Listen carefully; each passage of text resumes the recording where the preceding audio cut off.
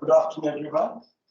On behalf of the Career Guidance Center and the Alumni Association Trust of Ramaiah Medical College, it's my great pleasure to welcome you all to this afternoon's program. This is the guest lecture. Our guest speaker for today is an eminent doctor from the United States, Professor Harish Ramakrishna. Very much with us here, and we welcome you, sir. Thank you. Thank you. We are also very fortunate to have with us our Vice Principal Academics, Professor Shalini Mui. Welcome you. And our prominent alumnus, Dr. Ravi Verma, is very much here. We welcome you.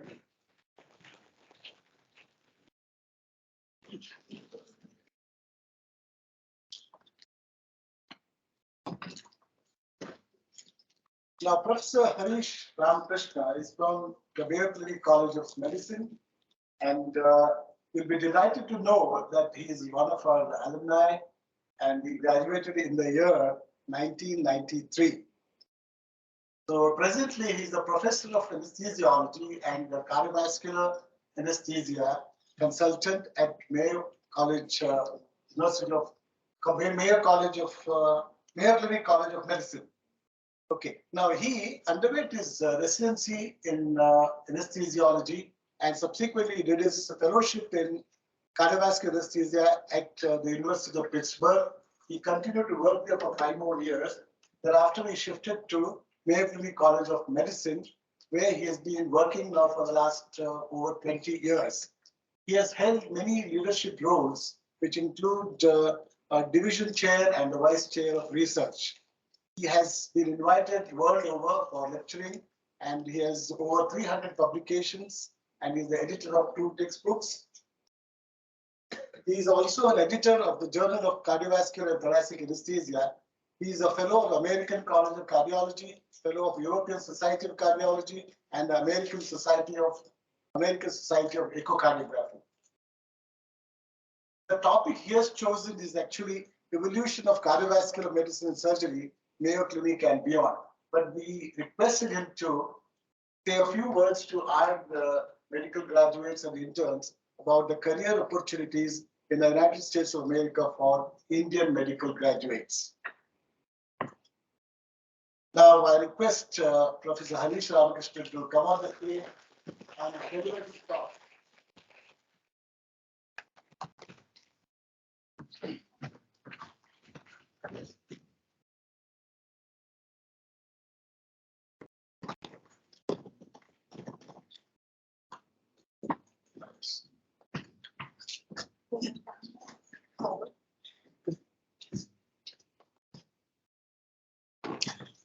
Well, thank you everybody, and I'd like to thank the illustrious colleagues here and friends invited me to this lecture.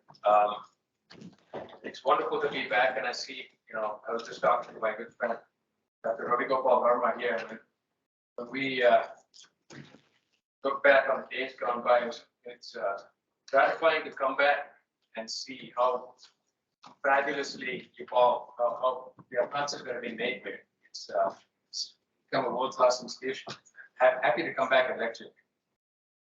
So I was asked to also talk about career opportunities, which I can address anytime during the lecture or beyond. But I think it's safe to say that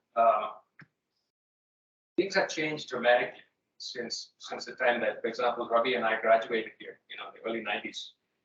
The first thing I would say is there probably is not that much of a need anymore to look for training outside of this country, right? Ravi, would you agree? Sure. Yeah. You have institutions like this providing level of support and training which we didn't have back then. By a show of hands, how many of you here would like to pursue postgraduate training outside of this country, US or UK? Or this is still a good amount. I think it's I won't really talk about the UK, Australia, New Zealand. They are unique, and US is unique, and everything has changed over the past few years. I mean, for the US, there's a well-defined track, and also certain things have not changed in the sense that if you are looking for careers in the United States, there are certain tracks that are still open to quote-unquote international medical graduates, and certain tracks are very difficult for international medical graduates to get into. And that first thing you have to ask yourself is, what do you want to be, rather than where do you want to go? It's more important to follow your heart in terms of your profession, your subspecialty, rather than choosing where you want to go. Right? That is far more important. But having said that, I mean, of course, we went to the US at a different time, and there are hundreds and thousands and millions of physicians in the US. It's a great place to practice, but you have to choose what and they're great institutions. I have only known 2 institutions since the time that I left. One was the University of Pittsburgh in Pennsylvania, where I spent 11 years as a resident fellow, research fellow, ICU or cardiac, and then I'm sure you've all heard of Mayo Clinic. Mayo Clinic is it's where I've been for the past close to 20 years. So what I'd like to do is talk to you about where I am, what kind of an institution it is, and also show you my passion. My passion is cardiovascular medicine. It's cardiovascular medicine, and from an early stage, we pretty much knew, a lot of us. I think it's safe to say that the highest achievers in medicine, pretty much know what they want to do, even before they get into medical school, right? Like, for example, Ravi knew he wanted to be a neurosurgeon, right? it's things like that. And I always knew I wanted to do some, I wanted to do something with cardiology. And I've actually got to the point now where I have credentials in both. So that is pretty much how it works. So you have to follow your passion and follow where it leads you. So let me talk about where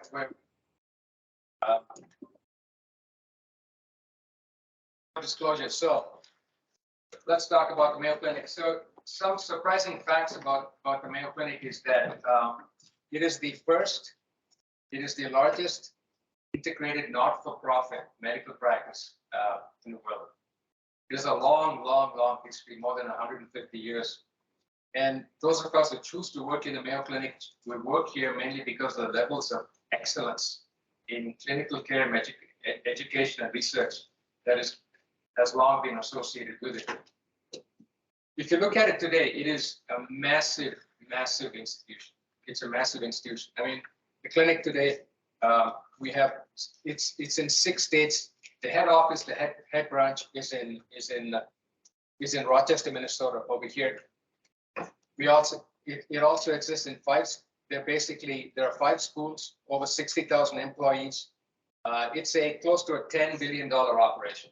It's a massive operation, and we have just opened a 800-bed hospital in Abu Dhabi, a site outside of the US. We just opened a branch in London, Mayo Clinic London.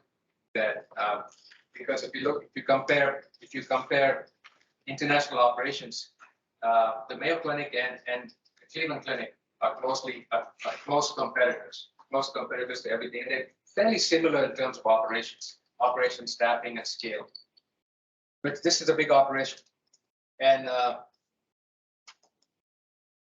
in terms of medical education, it's a big place, and it's basically started off as very humble beginnings, and it has continued. It's continued over 150 years, and it started in the year 1915, and even before I was a medical student, a lot of textbooks that we studied from. In fact, even for example, in neurosurgery, Harvey Cushing, some of the early pioneers came from clinic.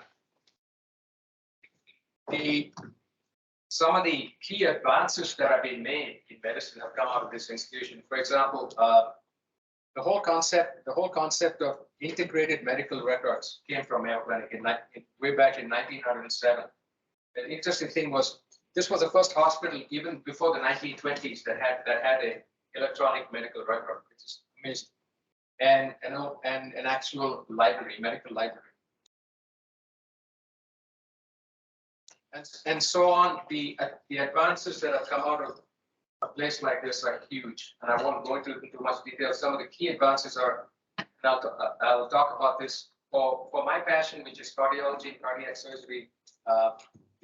So I keep going back to this. The first open heart operation was done in 1955 in Mayo Clinic using the Mayo Gibbon heart lung machine. In fact, I work in one of the same operating rooms now that they did the first open heart surgery in 1955. It is a truly humbling experience to be there. The first intensive care units in the world were developed in this place. 1969, the first hip replacement was done in Mayo Clinic here in Rochester. 1972. This might seem surprising, but the first CT scanner was introduced in North America by Mayo Clinic. In fact, the joke is that in Rochester, Minnesota, the Mayo Clinic we have more CT and MRI scanners than all of Canada. So that's how it is. So basically, it is it's one of the most well-trusted names in medicine across the world. And in the US, there are 3 campuses in Minnesota and Arizona and in Florida. So what I'd like to do over the next 40 minutes or so is to give you an evolution, show you an evolution of cardiovascular medicine here and how it has changed over the past 50 to 60 years. If there are any, and I'm sure for those of you who are interested in cardiology and the human heart, it will be illustrated. but I think it way back, even when you begin as a medical student doing anatomy, you will find that there are certain aspects of the human body that really appeal to you, right? Right. For me, it was just the simple pump that determines determines life was what was interesting to me.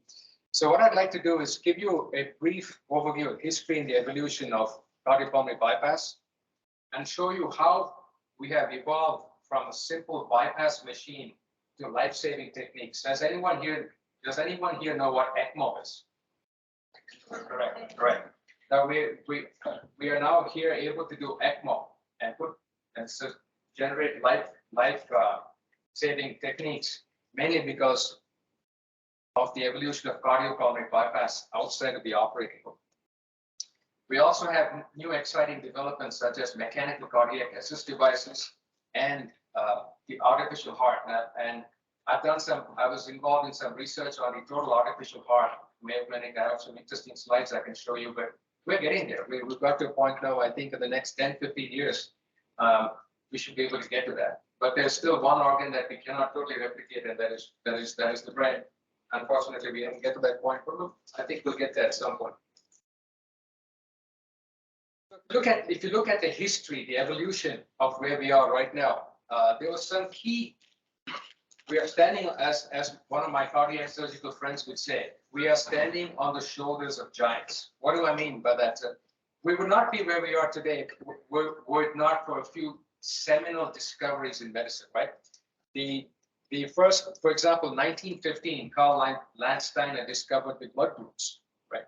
But well before that, in 1813, and anywhere from 1813 to 1855, there were researchers in Germany and France conceptualized the vision of a heart-lung machine, and I will tell you that even for those of us I spend countless hours in the operating room every day, and in big institutions like ours, we have anywhere from 15 to 20 operating rooms just devoted to cardiac surgery every day that we cover, where we couldn't do any of these operations without the heart-lung machine, right? And that's where we came. The other big discovery is we would not be where we are today if there were two drugs that had to be discovered, two drugs. One was heparin and one was chloromine. And I think as you advance in medical school, you know, but you cannot go we would not have been able to advance anywhere. If the problem is to do cardiac surgery, you need to do two things to blood, right? You need to take the blood out of the body, you need to put it back. But the problem is to take the blood out of the body, you have to anticoagulate. Now, once you put the blood back into the body, you have to make it coagulate again, right? And if these immense discoveries laid the path for where we are today. Now, no talk on the evolution of cardiac medicine can proceed or can be made without talking about John Gibbon. John Gibbon was a cardiac surgeon who worked at the Massachusetts General Hospital in Boston. He is created with creating the apparatus for the first heart-lung machine. And the story goes that he created this heart-lung machine. He was a general surgeon, actually. He lost a patient following a open gallbladder operation. There was no laparoscopic cholecystectomies back then. The young lady had an open cholecystectomy and died of a PE. Young lady died of a PE the next day, and there was no way to survive for her to survive those days. So he came up with the idea of saying, well, we must create a machine that is able to take the blood out of the heart so we can operate on it. And that is how he came to this conclusion. And since then, the discoveries have been immense. And so in 1953, he was able to demonstrate the long-term survival of cats using this machine. In 1951, John Gibbon, why do I mention Mayo Clinic? Because in 1951, John Gibbon collaborated with Mayo Clinic to produce the Gibbon Model 2 heart-lung machine, and the rest is history. Initially, they operated on 18 dogs, showed an 88% survival rate, and then after the 1950s, they were able to make changes in terms of decompressing the heart. If you look at cardiopulmonary bypass, since the 1950s, there's been incredible research done on this, leading to where we are. May 6, 1953 is always a date that most people who would remember who worked in cardiac. So that was the day of the first successful open heart operation. That was done at Mayo Clinic in 1953. And they were in between 1953 and 1955. It's interesting, in those 2 years, throughout the world, there was only one place doing open heart surgery. That was basically between the Mayo Clinic and the University of Minnesota back in those days, in the early 1950s. And the rest, and thereafter, it generated the future paradigm of medicine. This is one of the earliest heart-lung machines. This is called the Dodrill GMR pump. And it's interesting because the GM stands for General Motors. Have you heard of General Motors? General Motors is a car company in the US. And a car company was responsible for making the first bypass pump. This is one of those, but the success rate was pretty low. The second heart-lung machine that was designed was the Mustard Cohen heart-lung machine. And if you're asking, why am I even showing you this? Because this heart-lung machine used the lungs of a monkey, as the oxygenator. In the first series of operations, they had 100% mortality rate. Every single patient died. But this just goes to show you that if it weren't for people like this who made discoveries like this, we would not be here today. Now, again, no talk on cardiology or cardiac surgery is complete without talking about this cardiac surgeon, Walton Lillehei. Back in those days, he was the first cardiac surgeon to do many things. First to repair VSDs and ASDs. The first surgeon to develop a pacemaker, although he's not known for that. What he's known for is a fascinating thing called the controlled cross circulation technique. Has anyone heard of this? This is almost a shocking technique. In 1955, the only cardiac surgery they were doing is cardiac surgery on kids. There wasn't a proper heart-lung machine then. So what he decided to do was use the father of the patient as the heart-lung machine. Okay, so he performed 15 operations, actually 45 operations on this, and he lost 30 patients. If you think about it those days, it's unbelievable to think about how operations like this could be done. But this is how it all. Oh. Now, in the museum at the Mayo Clinic where I work, there is still this heart-lung machine. This is the first heart-lung machine used for cardiac bypass operations. It's a it's almost as big as a car. And this was the first perfusion checklist. Some of this may not make sense to anybody, but this is just to show you a progression of how this began and how the specialty of perfusion medicine began. The first few heart operations, for example, this was Mayo Clinic in 1955. As you can see, this was very early days of cardiac surgery here, cardiac surgery and cardiac anesthesia. And the rest is history, right? And if you look at where we are from the early 1950s, when cardiac surgery started with the heart-lung machine, the growth has been explosive. And even from the time, for example, in the early 90s, 91, 92, when I left this place, cardiac surgery program was pretty slow. But now even here, you folks are doing heart transplantation, just to show you how things change over the past few years. And in terms of evolution, this was the first design of the heart-lung circuit that John Gibbon devised. Basically, the blue stands for deoxygenated blood, and the red stands for oxygenated blood. So basically, the blood went in from the vein, had a rudimentary oxygenator, and went back to the body. How have things changed? Now, basically, this is what I work with every day. What most of us work with every day in cardiac surgery, in the operating. I'm telling you that this is the most. If you ask me what is the most routine, life-saving device we use in all of medicine, is the heart-lung machine. For those of you who've seen it, work with it. It's not just used. And I'll tell you what it's used. It's not just used in cardiac surgery. We also use this in advanced collaborative operations like big tumors, skull-based resections, etc. That in big academic medical centers. So what does this machine do? This machine, the heart-lung machine, has evolved now to do many things. It oxygenates blood. It removes carbon dioxide. It filters blood. It moves the blood, it can cool the body, it can warm the body, it's a storage for blood, and so on. And it is an incredible device that we use routinely in the operating rooms worldwide. One of the most important things that it does also is that it protects the heart. Modern cardiac surgery cannot be performed on a beating heart, which is why this was discovered. But more than that, the heart has to be completely arrested. And the way that you achieve cardiac arrest is with this heart-lung machine. So things have changed dramatically.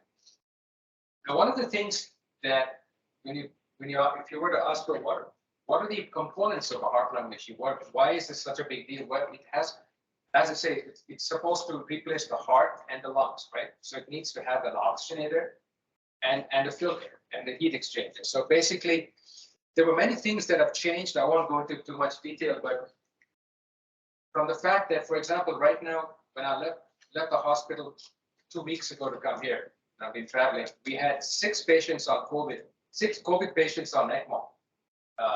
Since then, about 4 of them have died because we still have COVID patients on ECMO, but it's become much better. But right now, we are able to put patients on ECMO in 5 minutes. I mean, literally, those of us who are trained, I can put a patient on ECMO in 5 minutes, whether it's in the emergency room or whether it's in the ICU, all with peripheral cannulation. The reason we can do that is because of what we call the oxygenators. We use, I won't go into too much detail, but we use the technology in oxygenators has grown to a point that we can do it extremely well.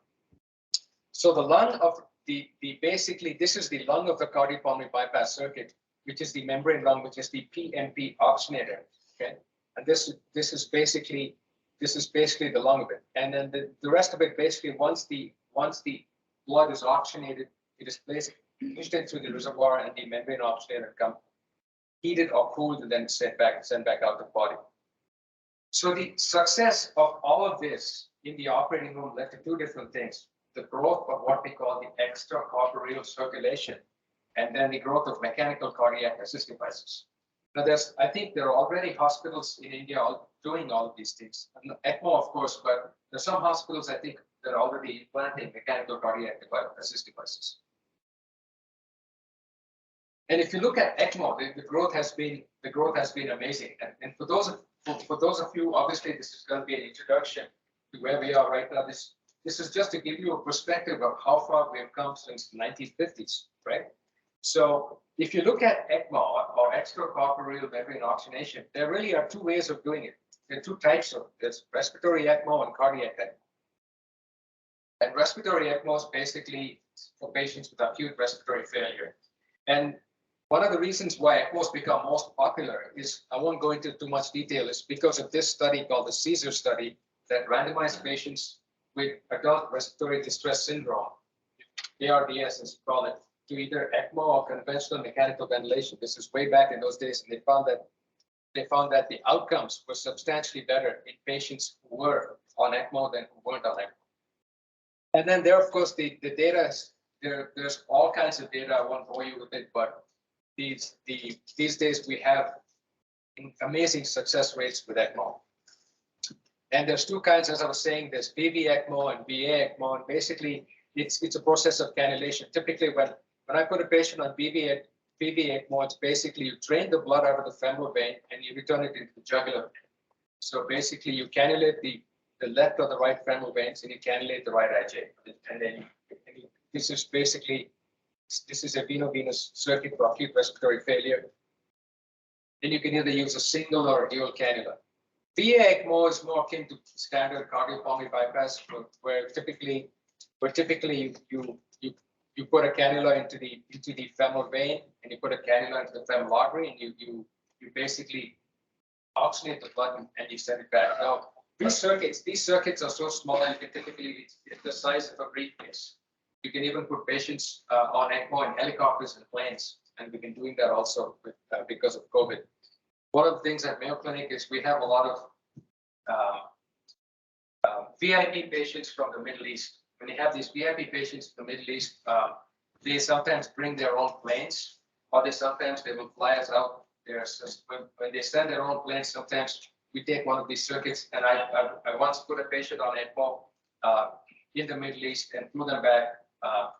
Try and imagine transporting a patient who's asleep intubated, sedated, and with a device like this, putting into a plane and transporting them from Dubai to Minnesota. But we do that routinely. That's all because of the advances of these circuits. It's an amazing thing. And these days, we use it electively in the operating room too. When we have patients who are severely hypoxic or hypocarbic, patients with airway loss, when we have complex tracheal reconstructions, we routinely put patients on this, patients with acute ventilatory failure, et cetera, et cetera. Now, one of the things that we routinely do at our institution is heart and lung transplantation. Lung transplantation is probably, if you were to ask me, if you were to say, which subset of patients might be the sickest patients in the world at any point in time, these would be patients with end-stage lung disease needing lung transplantation. I've done transplantation for 20 years. For me, a lung transplantation is typically the sickest of the sickest of the sick. For example, this is one of our patients a few months back who had a lung transplant and he rejected. The rejection rate following lung transplantation is extremely high. So what we did was we basically put him on VV ECMO. We basically cannulated him and rested him for a few months. So basically, we sometimes put these patients on ECMO and we exercise them. We let them exercise every day. And what we found that once we put him on ECMO, he was able to exercise better. Saturations went up. His right heart pressures went up. He was actually able to walk on a treadmill. And he came back and we did a lung transplant. We sent him home in 3 days. So that is some of the amazing success stories we use with technologies like this. The next evolution, of course, is what we call MCADs. MCAD stands for Mechanical Cardiac Assist Devices. And that, again, is the subject of a own lecture, but the focus here is heart failure. Now, the biggest killer worldwide is still heart disease and heart failure, right? So at least where I practice in the US, it's a multi-billion-dollar industry in terms of treating heart failure. And if you look at heart failure, for those of you who are still learning cardiac medicine, et cetera, there's multiple causes, but typically these patients can have a multitude of causes causing heart failure. But the bottom line is this: these patients are extremely sick, and there's not that many options for them. The problem with heart transplantation is that there's not that many hearts to go around. So we have to use devices like these. And typically when we think about how to manage these patients, we think about either putting in a device as a bridge to a transplant or what we call destination therapy or bridge to recovery. Again, this is slightly more advanced, but I won't go into the details of classifications of heart failure and things like that. You can find that in any textbook. But typically, when you see patients with advanced heart failure, that's when we start to think about managing this. And even if you think about the number of patients with advanced heart failure who need these kinds of expensive therapies, it is huge. There's a staggering number of patients. And typically, at least in the West, close to 250,000 patients at any point in time will need devices like mechanical cardiac assist devices. And this is going to increase in the future as we go along, mainly because there are not that many heart surgeons, right? And there's many criteria we use to put in these assist devices, but again, I won't go into too much detail. These slides are available online, but it typically has to do with, we have multiple criteria. But what I want to talk about is these pumps that we put in these patients. And where we work right now, we work with these patients with these incredible pumps, is we work at the interface of high technology and cardiovascular medicine. And we've gone from first generation pumps to second generation pumps to third generation pumps. And we use all kinds of devices. And I've got some pictures to show you these. But if you look at MCADs, or mechanical cardiac assist devices, the work all began in 1980. 1980 is when basically the first artificial heart was put in, and there's all kinds of fantastic discoveries that went on. But it was only in basically mid 1980s after the first artificial heart was put in that research really took off in how to design the artificial heart. The problem with designing artificial organs or stent. You can design anything. For example, I don't know if you read, but a month ago there was a patient who survived 1 month with a pig heart. They did a pig heart transplant. But unfortunately, it's fascinating. They didn't know that the pig heart was infected with CMV. And the patient was immunocompromised. So the patient died of the CMV infection, but the heart was working just fine. So if you look at, and again, from 1990, all of these, there's been fantastic evolutions and advances. So from the time that I have been taking care of these patients, from the year 2002, if you practice medicine abroad, there's so much money that they use. For example, if you put in a single device like this on any one of these patients, it can cost as much as $500,000. So if you do the math, that we spend close to $500,000 on one patient. A lot of these patients are nursing home patients, and they go and they die. You know, and for someone like me who grew up here, I think for that $500,000, you could vaccinate half of India, maybe. Right? I mean, it's the money that is spent in America is incredible, and the technology is absolutely amazing. And I'll show you some of the pictures that I can talk to you about. Lots of complex terminology in terms of how these patients classify. And some of this lecture is for more advanced fellows in heart failure. I won't go into this, but keep in mind that a lot of the research has been done. There's been tremendous data, and for those of you who are still obviously learning in medical school, we would not be where we were in terms of our medical knowledge. We would not have a focus on research. So you need to have a strong research focus, not just in medical school and advanced, to really get to the forefront of where we need to be. And there's been an innumerable number of trials in this specialty. Just to show you, the trials go on and on, and we've taken part in a substantial number of these trials, but research still goes on. But what is the ultimate tool? The ultimate device is a completely implantable total artificial heart. And if you were to ask me, does it exist? Yes, it exists, but it is still not a tool for the developing world because there's just not enough money. That's the problem. And I'll show you some of the work that we have done with the device called the Cardiovascular. Now, if you look at who are the patients who benefit from a total artificial heart, I would say these are the sickest of the sickest of the sick. And what are those patients? These are basically patients with what we call severe biventricular failure or ventricular rupture. Has anyone here seen a patient with acute left ventricular rupture? It's 100% fatal. It is 100% fatal problem. Then you get ventricular thrombus, patients with ventricular septal devices, with BSD, sorry. And then, of course, these are my patients, typically patients who've had failed heart transplants. And then, of course, patients who've had failed adult congenital surgery.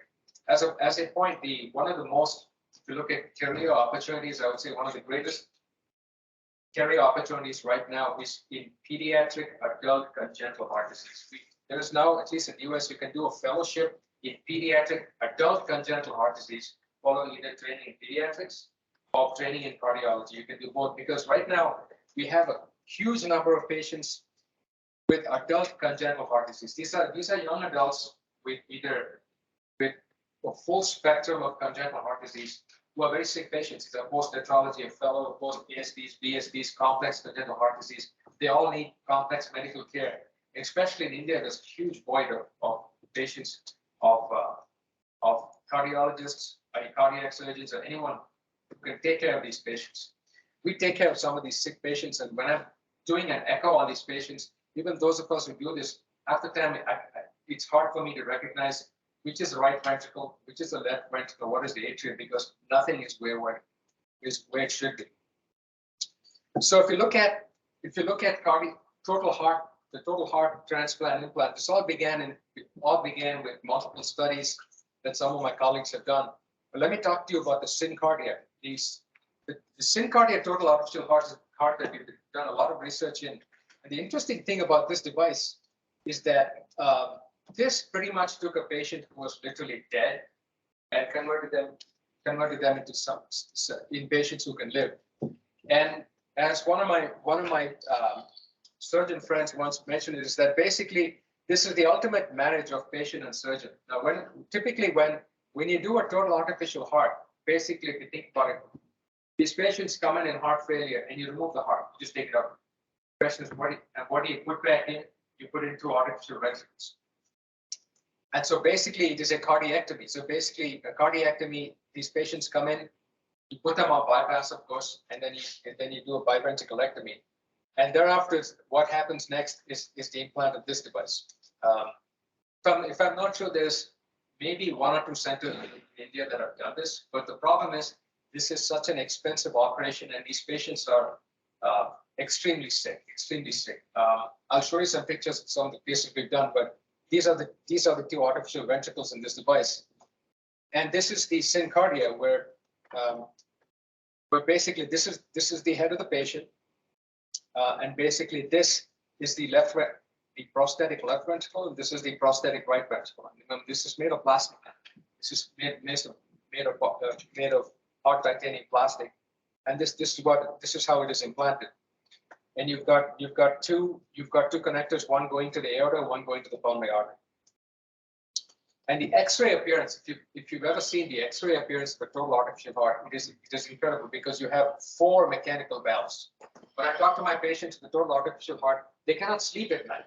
They can't sleep at night because it is so noisy. It is like you've got 4 mechanical valves in the chest. It is an amazing thing. And these patients are typically tied to a console that is the size of a refrigerator. It is huge. But the big advantage of this is that these patients, if you look at a normal, those of you still learning, a normal cardiac output is what your heart generates, anywhere from 5 to 6 liters per minute. These patients are heart failure. They've never seen outputs like this. You put in this device and it gives them cardiac outputs of up to 19 liters a minute at rest. So these patients feel like they have completely had their lives changed. And it's fairly sophisticated in terms of monitoring, in terms of a fixed stroke volume and cardiac output. And there's all kinds of survival data that I can show you, but long story short, this device has been amazing. But again, it is ridiculously expensive, and it's almost shameful that this cannot be used in the third world because it's so expensive. Lots of outcome data here that basically goes to show you that 4 to 6 months out, these patients actually do well. This is one of my patients. This is a fascinating story. This patient is a patient that spent 864 days in our hospital. This is a patient who was an engineer. He had a heart transplant and he rejected his heart. So he came into our hospital dead. He was virtually dead. He had no pulse, no blood pressure, nothing. So we put him on bypass and we put in a mechanical assist device. Once we put in the mechanical assist device, we took that out and we put in a total artificial heart like this. But here's the problem. Once you put in a total artificial heart like this, you cannot leave the hospital. You cannot leave the hospital. So this poor man spent 864 days in the hospital. Can you just think about that? He could not leave the hospital. And this was his perfusionist. These two people like brothers. The story doesn't end. So he spent 864 days, and then the FDA, which is the central regulatory body in the US, approved what they call the companion driver, the portable driver console like this. So we put this, and this is what it looks like. It's fantastic. It's a battery operated portable driver. So they put this in, and then he went home. And this was, you may have even seen this on the news. This was in our hospital 3 or 4 years ago. The story is still not over. So he went home with this total artificial heart. He came back a few months later and we did a second heart transplant on him. A second heart transplant. Now, the problem is when you take out a device like this, at the artificial heart, and put a new heart in, it is one of the most bloodiest operations. I used 65 units of blood on it. If you think about it, 65 units of blood on one patient. I don't think you use 65 units of blood on one patient anywhere else, but that is practice of medicine in the US. And he survived. He went home. So on this one patient who was this guy was a computer science engineer from California. He may have spent $3 or $4 million, but that is the luxury of medicine in the United States. So you practice, in Europe, they would not do it. In the UK, they would not do it. In Canada, no. New Zealand, no. These countries, but for some reason, I mean, it's amazing. Insurance companies will pay for this. But the fascinating thing about this is that get to play with technology that is incredible. Incredible. It is an incredible experience, what we do for patients. And if you look at the physics, okay, a lot of what you do in medical school is physics. You have to get a better understanding of physics and flow, right? Physics and flow, because life is physics. The reason why the total artificial heart works better than these implantable pumps is basically because the inflow diameter is much more, right? And because of that, the blood has to travel a very short distance. And that's why you can give these patients up to 10 liters of blood cardiac output at any point in time. And then we have other devices too.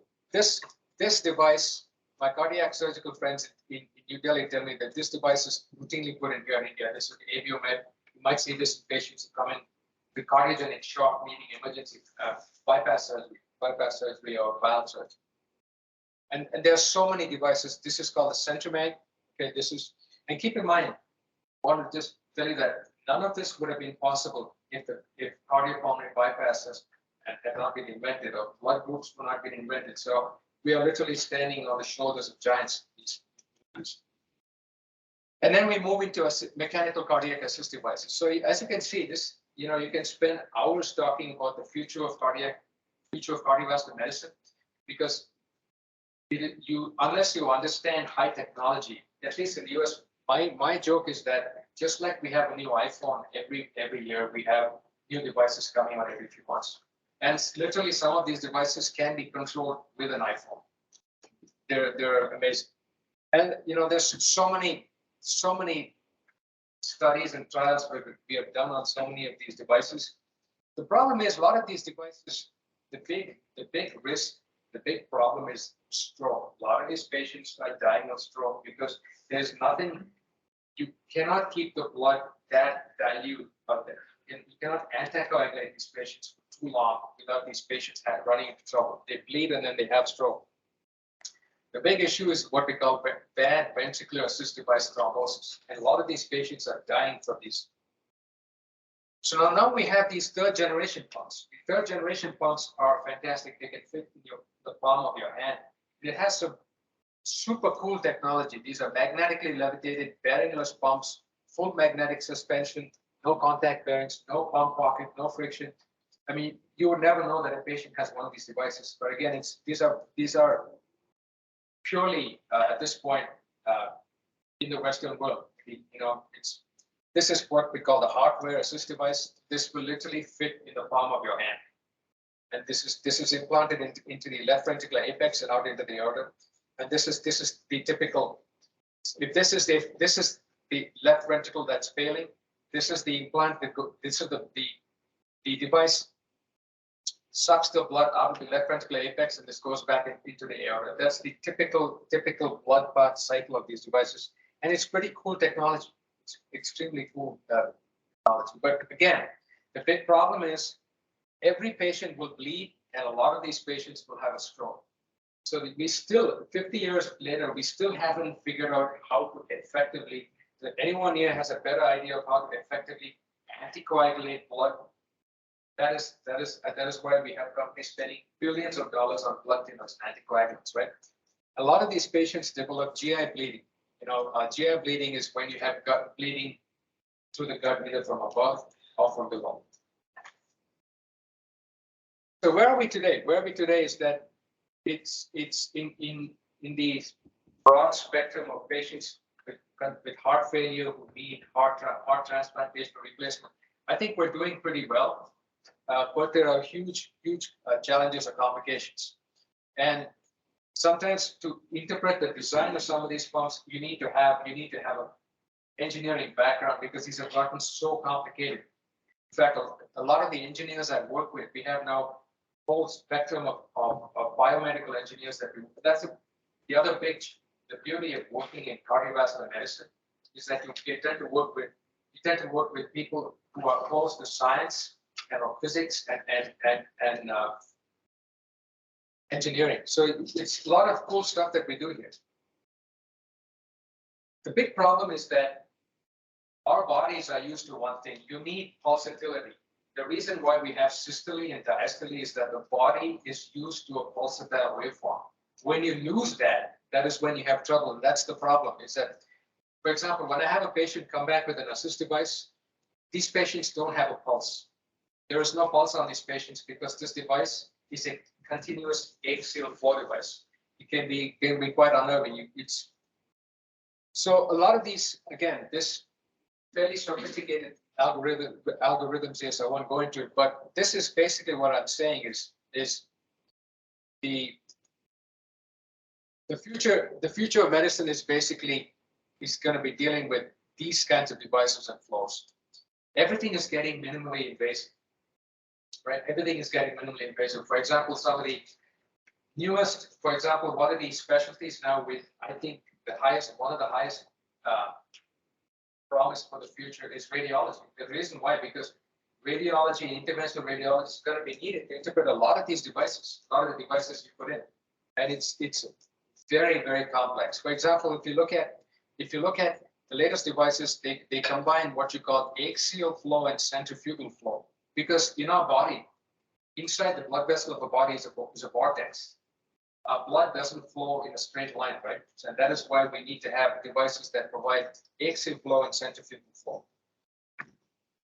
This is, again, finishing up with some of the coolest devices. Now, this device is a device for heart failure.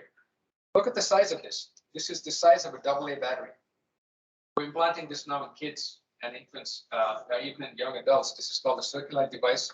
You don't even need to put these patients on pump to do on bypass to do this. And these patients can be monitored remotely.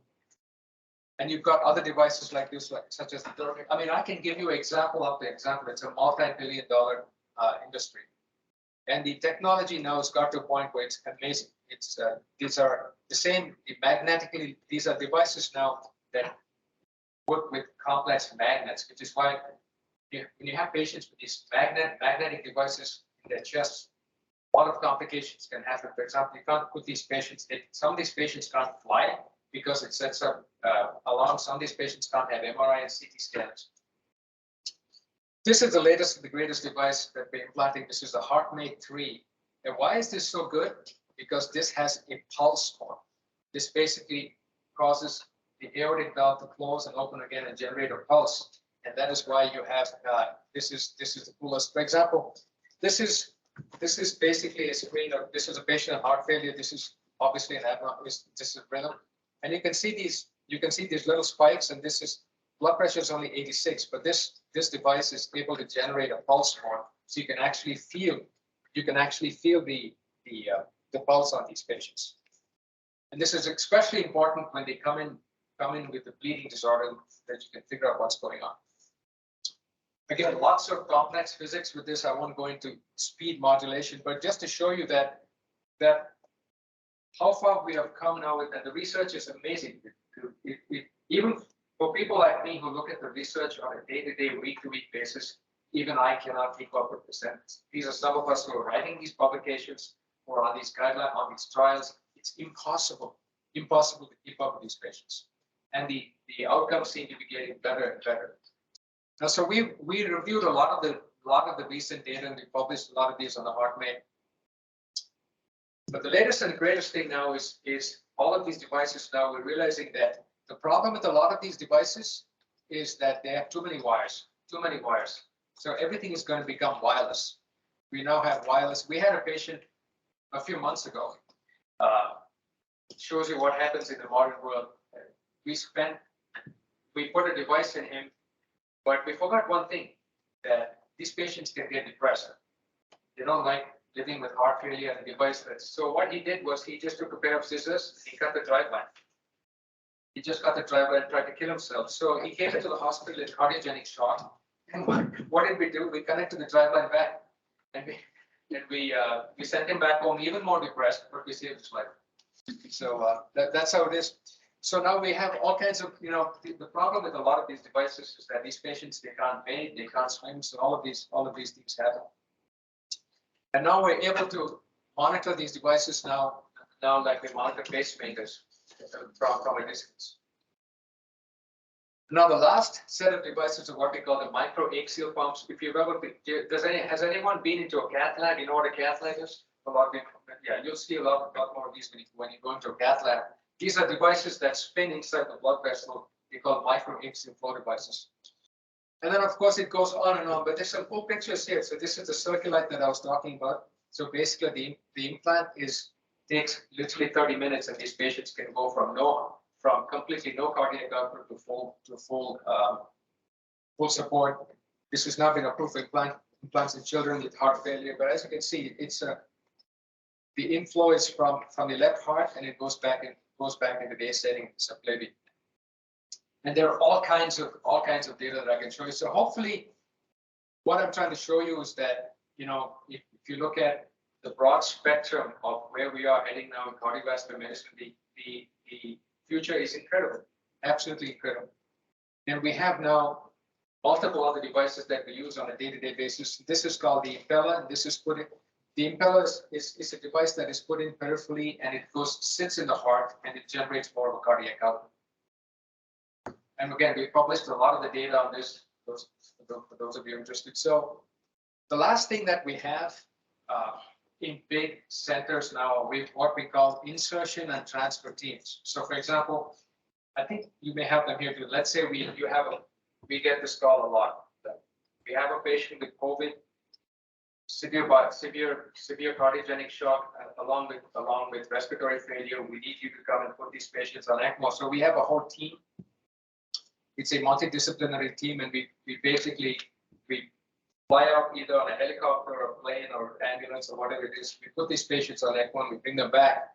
And this is typically the transport operation. It's very, very complicated in terms of how you deal with this patient, because you have 10 or 15 people coordinating transport from any. Imagine a critically ill patient being transported in and out, and the things that can happen. I have seen all manner of complications that can happen. So the level of complexity, the level of what is the word? Sometimes the level of supervision that you need as physicians, which is why I think, finish up here. The US worldwide, there's going to be a growing shortage of physicians. And in the US, especially now, we have what we call mid-level providers. You don't have mid-level providers in India. You don't have that problem. Do you know what I mean? What are mid-level providers are nurses.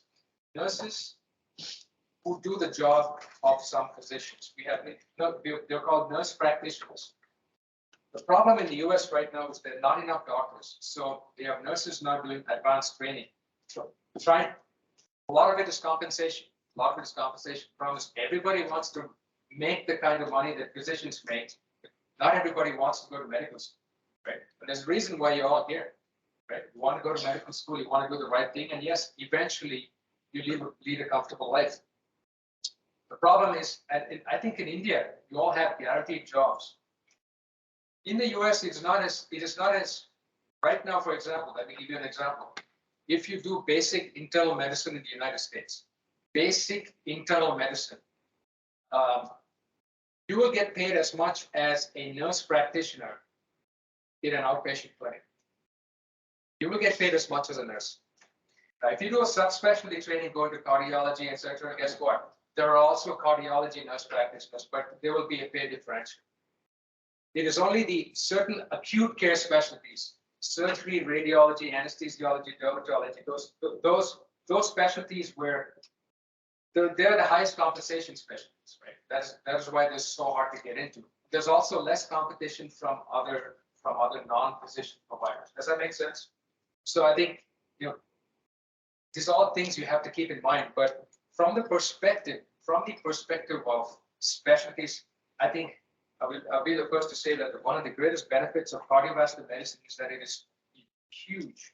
There's so many things you can do, and hopefully this lecture, I think, has just wanted to give you a high-level view of where we have come from and where we are going to go. Now, if you look at the broad spectrum of research, there are three specialties that have the highest research outputs, right? Can anyone tell me which is a specialty with the highest research output? Oncology. Oncology is the highest because if you specialize in cancer therapy is one of those where, for example, it's a little different from surgery and anesthesiology. I mean, we're in the he's Dr. Verma's in the operating room for 6, 7, 8 hours a day. You know, a lot of it. We don't have that much time to do research. Now, I get a lot of time to do research because I'm in an academic medical center and I have fellows, I have research staff, I have research nurses, you know, I have research dollars. And the biggest way to differentiate yourself, at least in America, from people is research and publishing, right? You have to publish. And even in medical school, the only way, for example, in the US, there are the three most difficult institutions, medical institutions for academic promotion to research are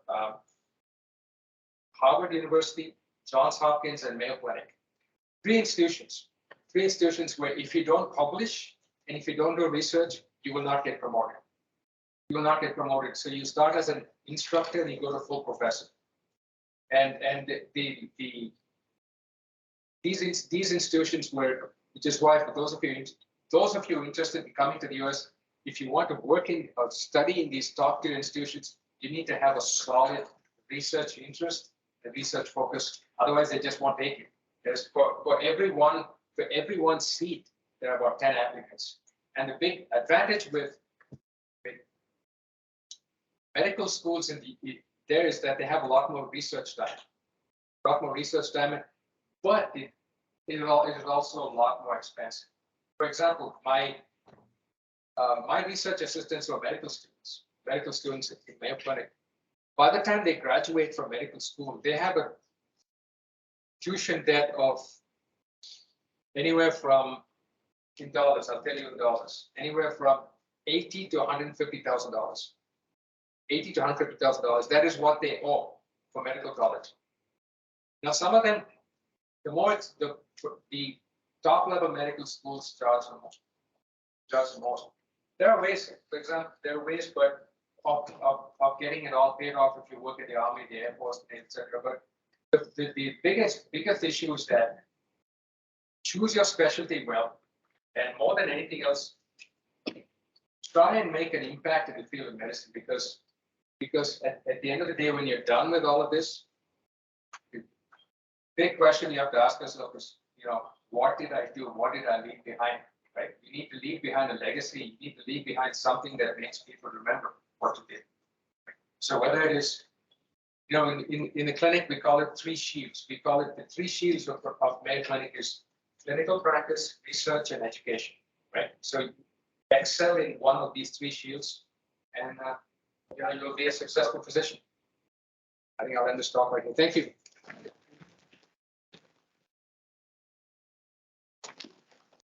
Thank you, Professor Harish, for an excellent presentation. I'm sure everyone here has enjoyed the talk thoroughly. And it was an interesting talk on the evolution, as you mentioned earlier, evolution of cardiac medicine and surgery, and the newer gadgets and the devices. Now, the small other interest is that opportunities in the US. Will you be able to take some questions from the audience and answer? That would be better, or how's it? Yeah, I think that would be good if you can ask him a few questions about the opportunities and he will answer this.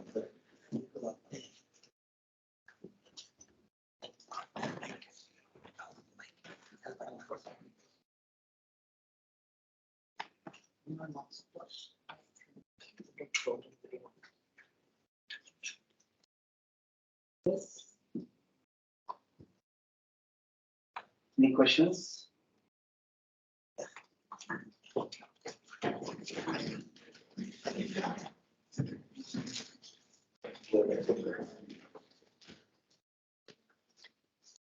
Good afternoon, sir.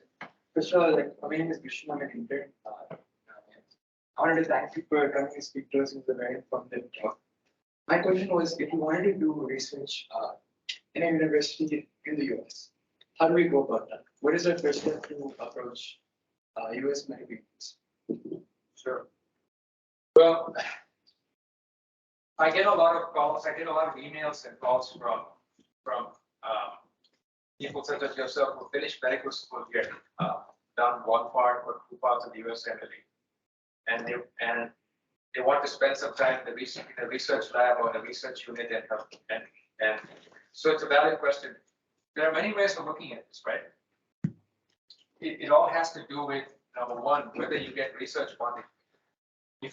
Unless you have a way to support yourself in the US, you cannot live there. Many labs will give you research funding, but that is hard to find, right? The other issue is a visa. You need to have a visa to come into research, but lots of people have done it. You can get a visa. The issue is you need to find a successful research lab or a successful research group. It's hard. I mean, I get 10 to 15 emails a day, minimum 10 to 15 emails a day from people all over India, China, South Africa, and it's very hard because they're very limited institutions. And you need to be able to figure out that once you've done the USMLE step 1 and step 2, also figure out where to do the step 3, and then some people don't have visa issues. It's a little easier for them, but even then, it's not enough just coming and doing research. You have to get it published, right? You have to get it published, and there's some people, who are able to do it. Keep in mind that if you are applying for the top tier programs, for example, Mayo Clinic, top 10 medical schools, top 10 medical programs. If you're a foreign medical graduate, the only way they will accept you is that having high USMLE scores has no meaning anymore. You get 98%, 99%, that doesn't mean anything. What else have you done? What is the research you have done?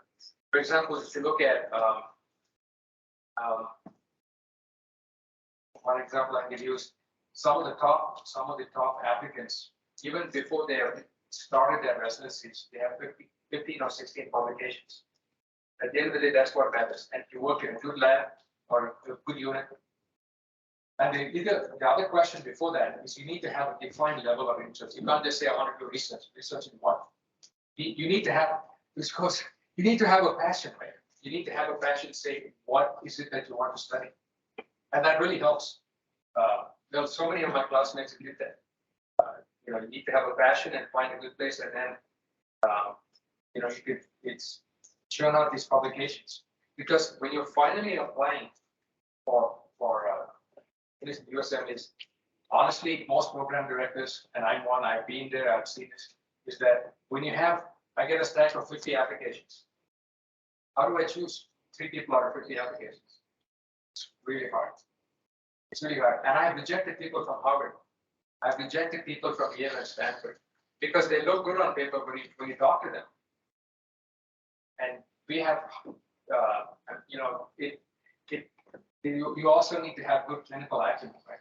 If you're working in an acute care specialty, again, we have let go people in our program who come from these top tier programs, but they can't deal with the stress in the operating. Okay? It's a very high score. And also you need to choose your specialty. If you want to do medicine, if you want to do internal medicine, you want to do surgery, there's some specialties, no matter how good you are, forget it. It's impossible. Unless you've done a lot of research. You can also spend some time doing a master's degree. You can do a PhD even before. So there are still options of opportunities, but you need to have a well-defined, really well-defined career pathway and goal. Choose a disease or choose a disease like one of classmate, I think it was 2 years ahead of us. He focused on prostate cancer, right? Basically, one of the world's leading authorities on prostate cancer.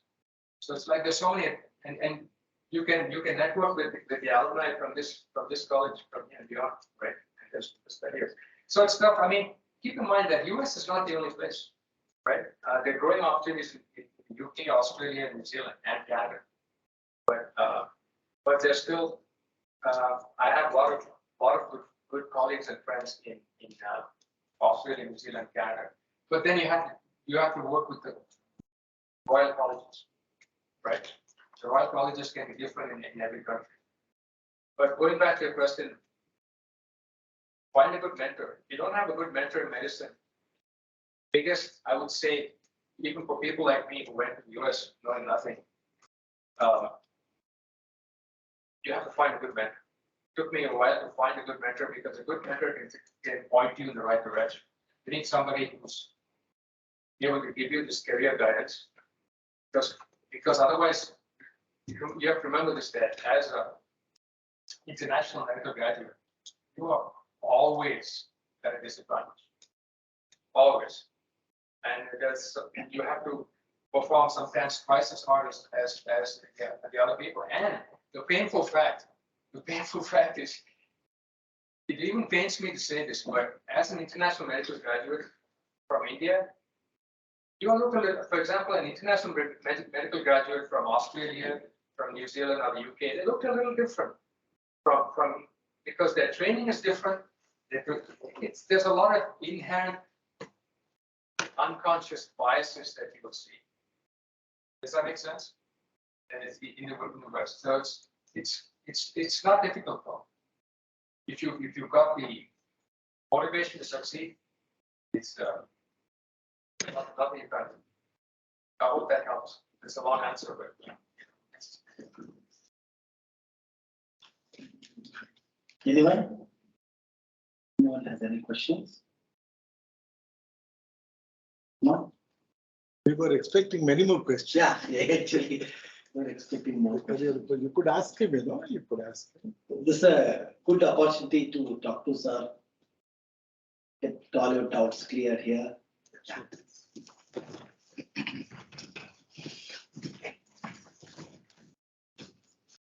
Good afternoon, sir. Thank you for your talk.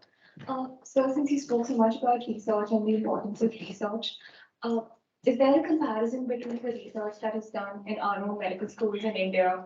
Is it look differently from the research that is done in the universities there? It's a good question. Yeah, it depends. It depends.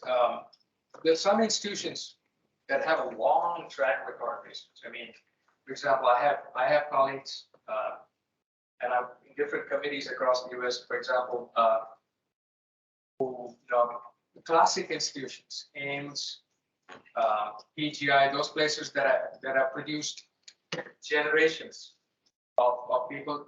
Yeah, those postgraduate degrees from there that I had, the level of research is a little different, but that doesn't mean that anything you produce otherwise is inferior, right? But there's one advantage with being in an institution that has 50 years of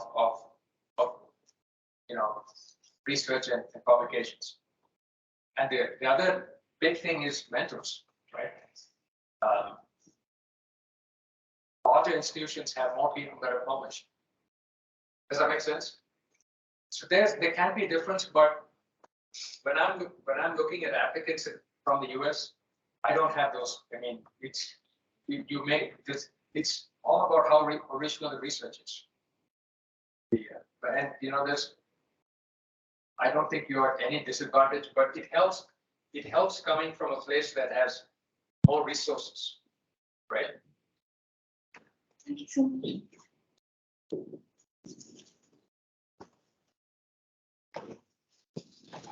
Anyone else?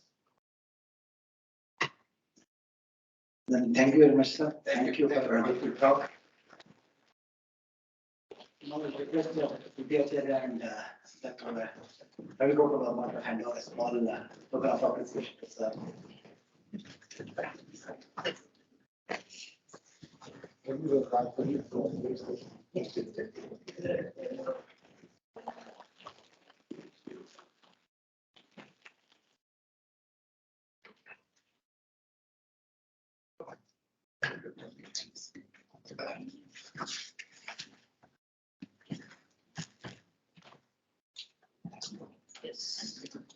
Good afternoon, everyone. On behalf of Ramaiah Medical College Alumni Association Trust, our President, Secretary, and all office bearers here. First of all, we extend our sincere thanks to the management of Ramaiah Medical College, Principal and Team Madam, Mayo Madam, Vice Principal Shalini Madam, Registrars, Dr. Pratap and Dr. Hemant sir for motivating us to organize this function. Thank you. Thank you, sir. And I extend a really hearty vote of thanks to our guest speaker, Dr. Harish Ramakrishna, Professor of Mayo Clinic, College of Medicine, Minnesota.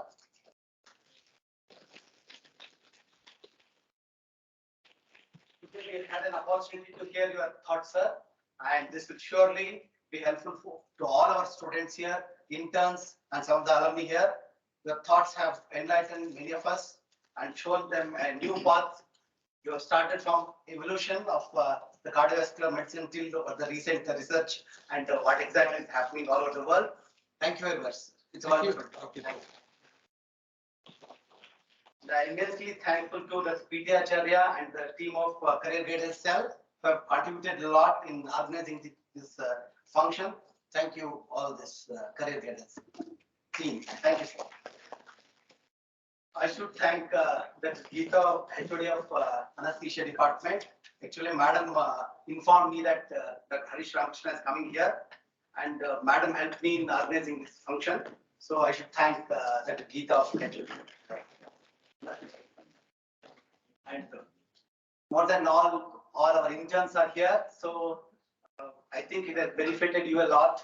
I think all of you have some motivation, not only for career guidance and to take cardiology as your future career. I think many of you are thinking about it. I think it's a very useful thing. Sir has spoken about it. So I think I have to thank all of you for attending the wonderful talk here. Thank you very much. And from our team, so Dr. Ravi Gopal Verma sir has come as the president of Alumni Association. Now all of your interns who are going to join us as an alumni here. So we have an active alumni association here. You can join us later. So our president has come, Dr. Ravi Gopal Verma, and all our team members are there. Thank you all. Thank you all. Thanks to Mr. Ravi and team for organizing this program. Thank you. So please join us for a cup of coffee.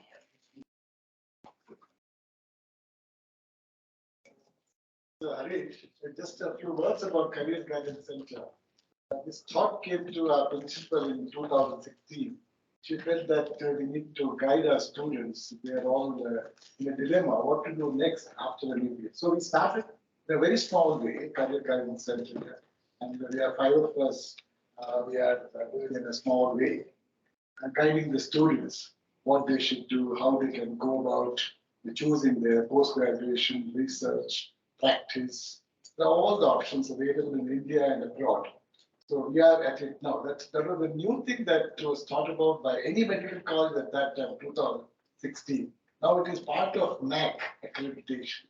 It's mandatory now for all the this time when we had it. So we had it for the last 5 to 6 years already. So MAC inspection people, when they came, they thought they were so happy that there's a career guidance center in this medical college. So this is something that we'll be doing.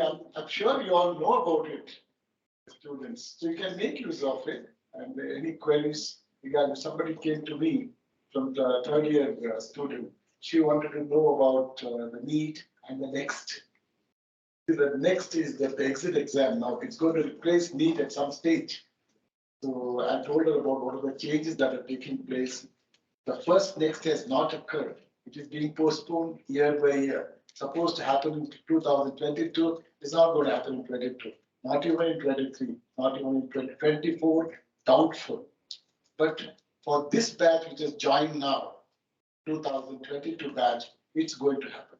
It's going to happen. So there are 3 steps now instead of 2, they're made in 3 steps, and that will be available on the net now. So what I'm trying to say is you can make use of this information and plan your future. And that's rightly, you should know what you're going to do. That's very important, other than where you want it. You have to pinpoint your desire, your goal. I think then you can plan a lot of things. There are people to guide you here. I think you are most welcome. Thank you.